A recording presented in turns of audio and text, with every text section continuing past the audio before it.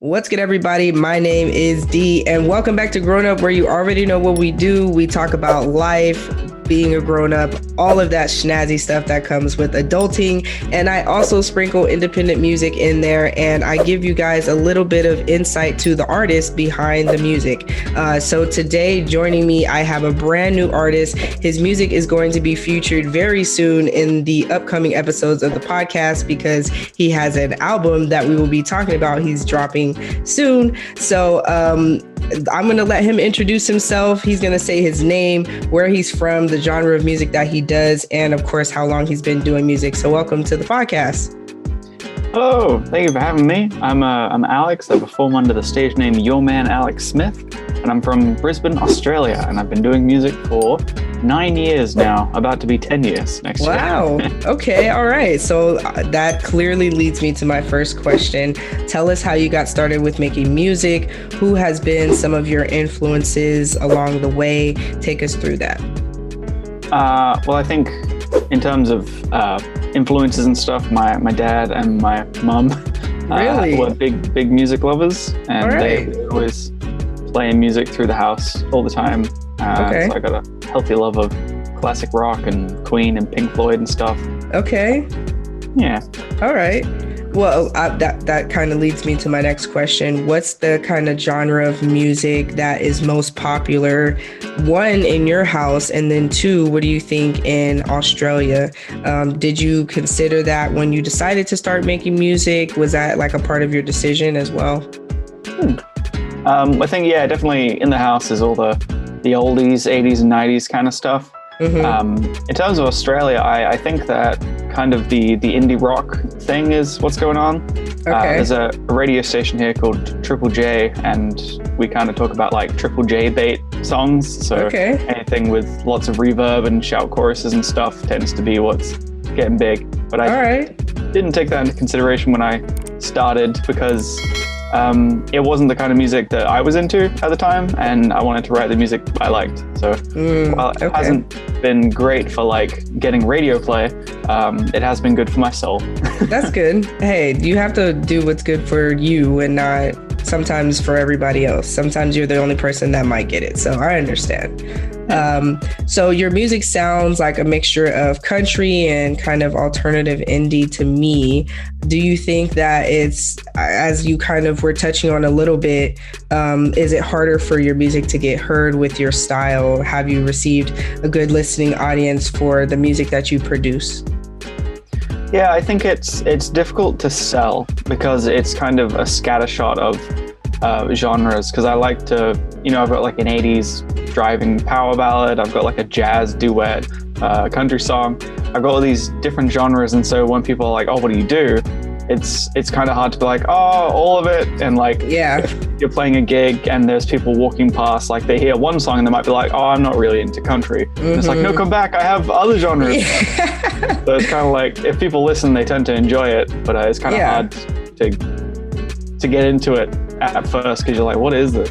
Yeah. Well, I enjoyed your new music that's coming out. Thank you. I appreciate you for sharing that with me. You guys will get to hear it soon, so don't worry, don't fret. It's coming. But I enjoyed it because as we've discussed before, it's part of my childhood. I kind of grew up listening to alternative type of rock, indie type of music. So I enjoyed your music, and I hope others can catch on and see that you're doing your thing. You know what I mean? So of course. So what has the process been like for you as an independent artist trying to get yourself out there? Has it been a consistent good outcomes, or have you struggled still to kind of find yourself in the realm of music? I think it doesn't help that I've taken very long gaps between releasing. It's been 4 years since this album and the last one, because I've always been very songwriting focused, and I know there's a lot of bands, they get out and they gig all the time, and I think there's value to both of them. I think because I'm kind of a solo act with a band, it's kind of tough, obviously, to get the band always to play every gig ever. So I kind of have to pick the gigs that I play. which I think has made it difficult, because even though like every action I make in my life every day is always like, you know, I went to university to learn how to make music, and like I work in this job to fund the album, and like, oh, I can't do that because I'm playing a gig. Even though in my private life, every step I'm taking is towards music, publicly it's like, oh, Alex has disappeared for like 4 years. And you really got to be in people's like mind to get that momentum to kind of keep ascending. So I'm trying to work on that at the moment. Yeah, I hear you. I'm actually in that same struggle right now. I do the same, hold down a full-time job, and, you know, try and consistently put out episodes every week. And I'm exhausting myself, but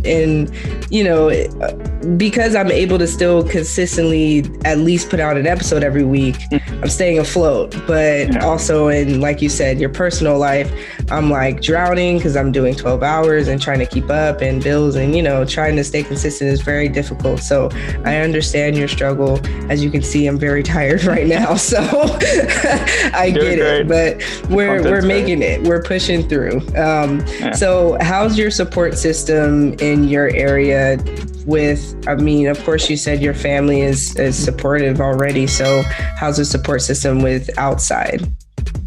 Well, I've been really lucky. I have a Patreon, and a lot of people I wouldn't have expected to support my music have.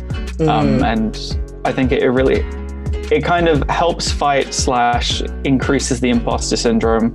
So on the one hand, it's like, well, people must like my music if they're willing to support me in this way. But also then it's like, maybe they think I'm something I'm not. Maybe the more content I release, the more they'll see that I'm actually just a hack and I'm not worthy of their support. So I think that's just the musician thing, right? Yeah, I mean, we're in our heads, you know, most of the time. I'm working on the Patreon part too. So yeah, I understand. So take us through a studio session with you. I hear live instruments in your music. So do you start with that? Do you work your way to the rest of, you know, the sound, or do you have lyrics written already, or, you know, things like that? Take us through that. Well, I usually do the skeleton of the song. I'll usually write over a period of like weeks. Because my job is very repetitive and I have a lot of time to myself to just think. So once I've got a skeleton, then I'll whip up like a demo in my home studio, like a lot of MIDI piano and strings and stuff. Depending on how much effort I want to do on it, because I send it to my producer and he and I collaborate, and he'll usually be like, that bit's bad, I'm going to re-record it. So like, if I know he's going to re-record it, I'm like, all right, well, I'll just lay down a guitar. But then I'll send it to my producer, and he and I will back and forth. He'll be like, how about this? And I'll say, oh, how about this? And I'll add a bit, and then I'll add some, you know, harmonies and stuff. And then I'll go up to his studio in Mulaney, and we'll kind of do a bit more hands-on, like when you need immediate feedback kind of stuff, where it's like, what about this? How about this? And I'll usually spend like an 8-hour day recording vocals for every song, just because I'm not a stellar musician, and I'm not an incredible vocalist. I think my strength lies in the songwriting. But of the things that are entirely mine, my voice is. So I really want to get that right. Okay. All right. Then, so essentially, how long does it take you to make one song? I mean, technically, the Cowboy song, a line that people seem to really like, I was writing in like 2013, but I did put it aside for like many years. Okay. And then, it's a tough one. Each song's very different. Like I wrote a song on Crazy Days, my first EP, which I wrote in a day, and everyone was like, oh, that's my favorite from that EP. And I was like, I wrote this one in a day, and others you spend years. That's such a dynamic, like, and people don't realize that when you are trying to go independent, like that is exactly how it can fluctuate. Like it could go from I can make this in a day to it's gonna take me a minute because the vibe isn't right with this one. So I get you, and hopefully people start to understand that you still should support, you know, because that that gives us the fuel to maybe one day when we wake up, we can finish that, you know, and it could be quicker or whatever with support. So I get you. All right. So finally, we've come to the album. So you have a new album releasing on June 18th, correct? Yes. Okay, and it's called Slow Burn. Again, thank you for letting me preview. It was awesome. I loved it. So how did you compose this album as far as inspiration? How long did it take? Give us kind of a rundown of that. Well, I had gone through a painful experience that I wanted to talk about, but I didn't want to talk about it in such detail that people listening would be like, oh, this album is about his story. I think I just wanted to draw from something that happened and get the emotions out of it so that, you know, maybe people who had gone through a similar thing could be like, oh, I relate and I understand. But also people who were just, you know, in the market for a fun song could be like, oh yeah, this is a bop. I've been writing it since 2017. Okay. But I think probably 2 years was writing, 1 year, 1.5 years was funding and making the thing. And then it was going to launch 2020, but wasn't really a great year for launching music that year. Yeah. All right. I could hear the story in your vocals. You definitely brought through that experience of the emotion that you were feeling with that. I heard that. So you definitely hit whatever the mark that you wanted to hit, you hit that mark. So definitely applaud and kudos to you for that.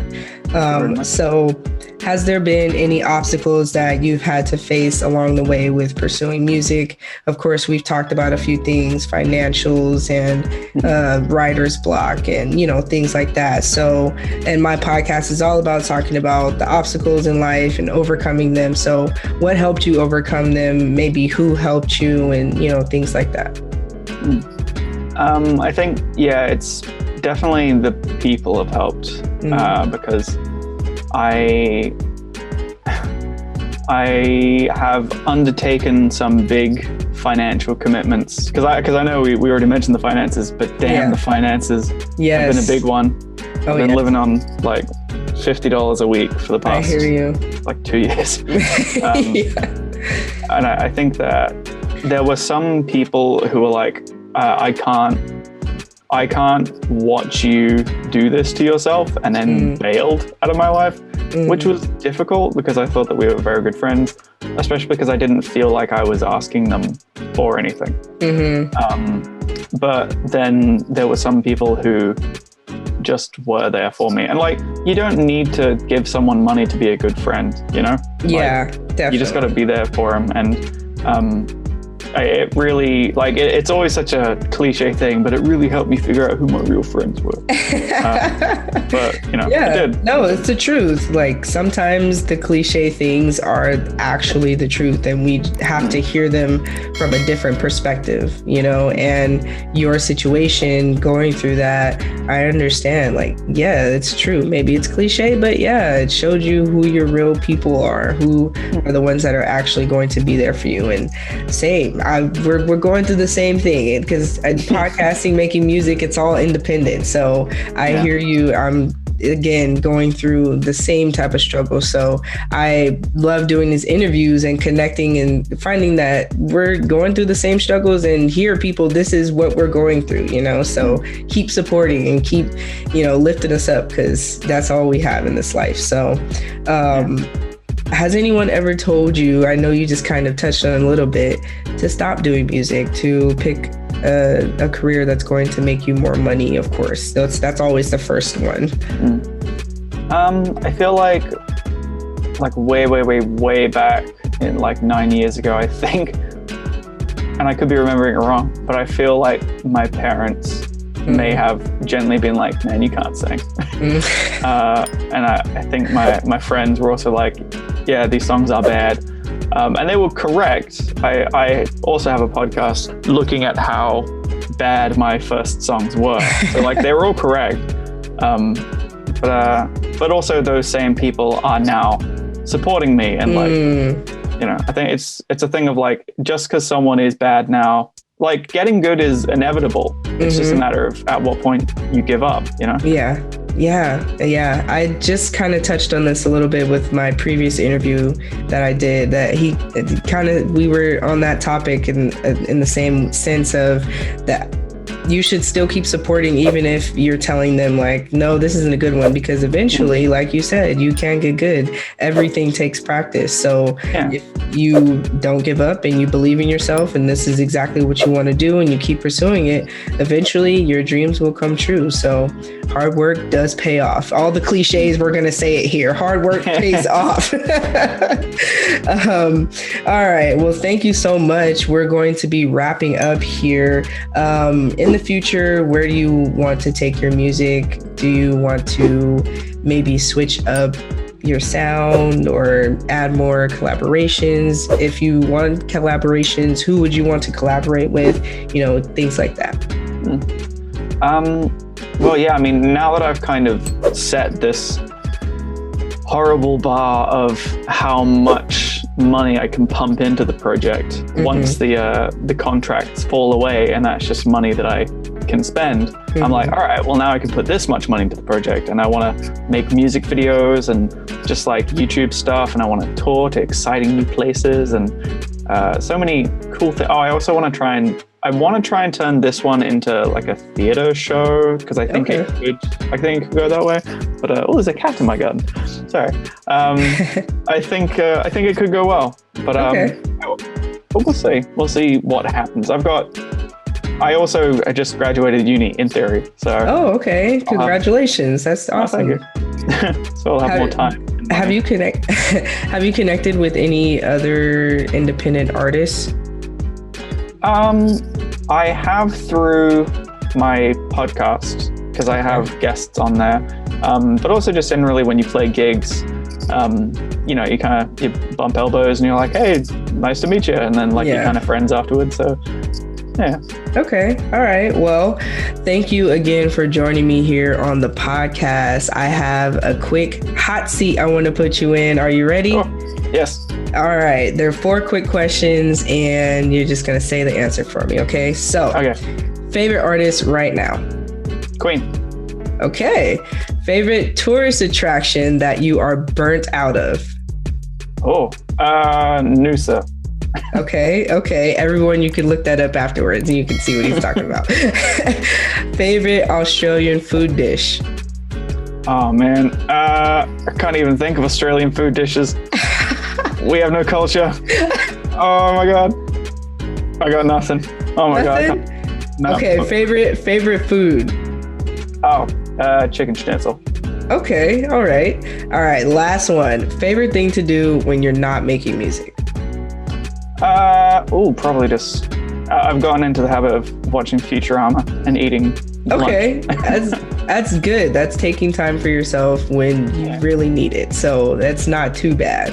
Other people do worse things. Well, this wraps up the interview for the Naturally on a Wave segment. If you have any final words you want to leave for the audience, you can do that. If you want any personal shout outs, you can say that as well. And of course, please don't forget to tell us your social medias where they can follow you and watch out for your album, and tell them where they can stream your album when it is out. Well, thank you very much for having me. I'm your man, Alex Smith, on all the social media platforms, and Spotify, Bandcamp, and iTunes. Everywhere that streams music is where you can find me. Just search Your Man, Alex Smith. Slow Bone's coming out June 18th. And I forgot the things. But thank you. Any final words you want to leave for them? Any encouragement for their, maybe if they want to join an independent path? Sure. Everyone who was the best in the world at something was a complete beginner at some point, and you can be. I believe that everyone in the entire world has the possibility to become the absolute best at anything. You just got to keep doing it, and you just got to believe in yourself. So. Yes, I absolutely agree. Well, thank you for those amazing words to end us with. I appreciate you for joining me on the podcast today. And of course, we're going to have you back on here, right? Yeah. All right. Awesome. Thank you again for reaching out, and the connection is there. So we're going to have you back here. Your music is going to get played. You guys, please go and check out his album, Slow Burn, again, out June 18th. All right. And it's going to be streaming everywhere. So you guys, please go and check him out. Follow him. Of course, you know, his links will be in the description. And I appreciate you again for joining me. So you guys, that is Grown Up Podcast, Natural in a Wave. Stay safe, be kind, and we are out.